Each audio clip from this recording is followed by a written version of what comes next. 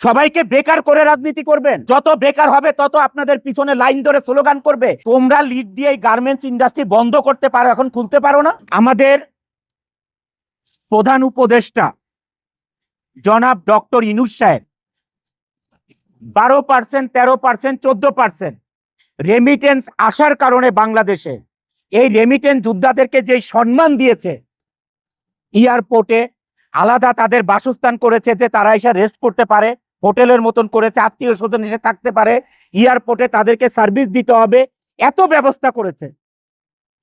যারা 84% বাংলাদেশে রেমিটেন্স আনে তাদের জন্য কি করেছে? আমি এইটা জোর হাতে রিকোয়েস্ট করছি আমাদের মাননীয় প্রধান উপদেষ্টার কাছে এবং যত উপদেষ্টা আছেন তাদের কাছে, আপনারা আমাদের জন্য কি করেছেন? যারা 84% রেমিটেন্স আনে বাংলাদেশে তাদের জন্য আপনারা কি করেছেন? গার্মেন্টস ইন্ডাস্ট্রি সচল রাখার জন্য কি করেছেন? আমরা সবাই আশা করেছিলাম যে ঈদের সময় অ্যাটলিস্ট একটা বেতন ব্যাংকে লোন দেওয়া হবে, যে শ্রমিক ভাই বোনদেরকে আমরা কি করতে হবে দেখেন, মার্চ মাসে ফেব্রুয়ারির বেতন দিতে হবে, বোনাস দিতে হবে, আবার মার্চ মাসের 50% বেতন দিতে হবে। একটা গার্মেন্টস মালিক কোত্থেকে পাবে এই তিনটা জিনিস এক মাসে? এই তিনটা জিনিস এক মাসে কোথায় পাবে একটা গার্মেন্টস মালিক? যারা 84% রেমিটেন্স এনে বাংলাদেশের অর্থনীতির চাকা সচল রাখে তাদের জন্য কি করেছেন?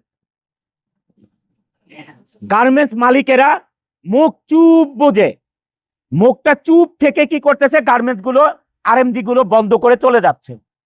আপনারা একবার চিন্তা করেছেন যে আপনারা যে ইন্ডাস্ট্রি গুলো বন্ধ করে চলে যাচ্ছেন, এই দেশের অর্থনীতির অবস্থা কি হবে? এই দেশের কর্মসংস্থানের অবস্থা কি হবে? এই শ্রমিক লিডাররা কয়েকজন মিলে এই দেশে চালাতে পারবে না? তারা একজন একটা ইন্ডাস্ট্রি করতে পারবে? কিন্তু আপনারা কোনো পদক্ষেপ না নিয়ে কি করতেছেন?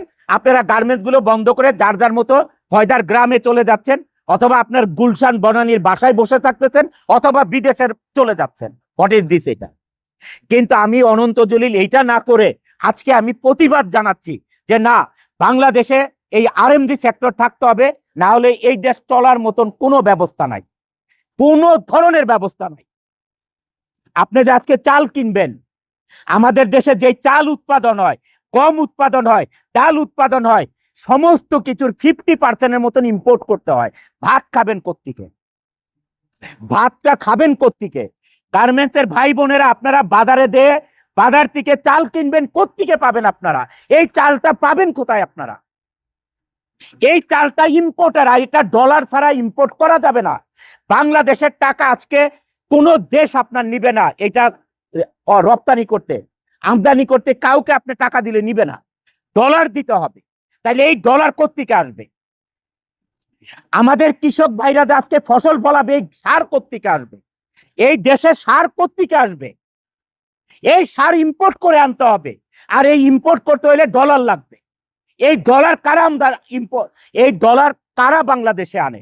এটা আনে গার্মেন্টস মালিকরা আনে, আর হচ্ছে রেমিটেন্স যোদ্ধারা 14% আনে, আর 84% আনে গার্মেন্টস মালিকরা। এইটা কারো মাথায় ধরতেছে না, মনে করতেছে বাজারে যাচ্ছি আমরা, চাল ডাল আটা লবণ তেল মরিচ কিনে নিয়ে আসতেছি, আমরা সংসার চালাচ্ছি। নো, এটা সব কিছু গার্মেন্টসের টাকা দিয়ে হচ্ছে, আর এই রেমিটেন্স যোদ্ধাদের টাকা দিয়ে হচ্ছে, আর কারো টাকা দিয়ে হচ্ছে না। সারা বাংলাদেশের যত ব্যবসা আছে মাত্র 2% রেমিটেন্স আছে বাংলাদেশে, মাত্র 2%। এটা দিয়ে কে খাবেন? কয়শো লোককে খাওয়াবেন? 18 কোটি মানুষের দেশ, কয়শো লোক খাবে এই 2% দিয়ে? এই গার্মেন্টস মালিকদের সাথে যারা সাধারণ শ্রমিক তারা আমাদের সাথে আছেন, কর্মকর্তা কর্মচারী তারা আমাদের সাথে আছেন, আইন শৃঙ্খলা আমাদের সাথে আছেন। তাহলে গার্মেন্টস মালিকদের এত ভয় কেন? মিডিয়া ভাই বোনেরা সত্যতা তুলে ধরার জন্য আমাদের সাথে আছেন, তাহলে গার্মেন্টস মালিকদের এত ভয় কেন? কেন 240টা প্রজেক্ট বন্ধ করে চলেছেন? 240টা ফ্যাক্টরি না, 240টা গ্রুপ অফ কোম্পানি ইন্ডাস্ট্রি বন্ধ করে চলে গেছেন। লক্ষ লক্ষ লোক বেকার হয়ে গেছেন। এই লক্ষ লক্ষ লোক বেকার হওয়াতে বাংলাদেশে এখন আপনাদের ছিনতাই বেড়ে গেছে, সন্ত্রাসী বেড়ে গেছে। এই যদি আমার ইন্ডাস্ট্রি এখানে বন্ধ হয়ে যায়, এই 12,000 লোকের কত লোক এখানে সন্ত্রাসী হয়ে যাবে কল্পনা করতে পারবেন না। মানুষের জীবন চালাতে পারবে না, এখানে লুটপাট শুরু করবে, দিনে দুপুরে দেখা যাবে ডাকাতি শুরু করে দিতে। যখন মানুষের কাজ থাকবে না, ক্ষুধা থাকবে, তখন মানুষ কিনা করবে।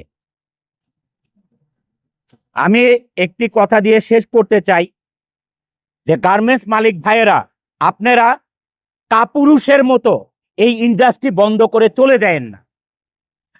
আমাদের সাথে বিজিএমইএ সংগঠন যেটা আছে সারাক্ষণ আমাদের সাথে কপারেশনে থাকতে হবে।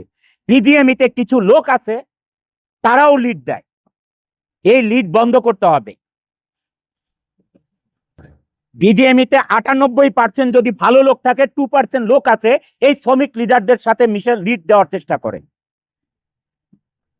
দলাদলি করার চেষ্টা করে। গার্মেন্টস কোনো রাজনীতির বস্তু না, এটা ইন্ডাস্ট্রি, এটা কোনো রাজনীতির খেলার মাঠ না। এখানে আওয়ামী লীগ আসবে, বিএনপি আসবে, ও আসবে, সে আসবে, এটা নিয়ে পলিটিক্স করবে। এটা কোনো রাজনীতির মাঠ না, এটা কর্মসংস্থান, এটা ইন্ডাস্ট্রি। এইটা বাঁচলে দেশ বাঁচবে, এইটা বাঁচলে আপনারা রাজনীতি করতে পারবেন। দেশে মানুষ থাকতে হবে। আপনারা কি মানুষ ছাড়া রাজনীতি করবেন? দেশে মানুষ দরকার নেই আপনাদের? সবাইকে বেকার করে রাজনীতি করবেন?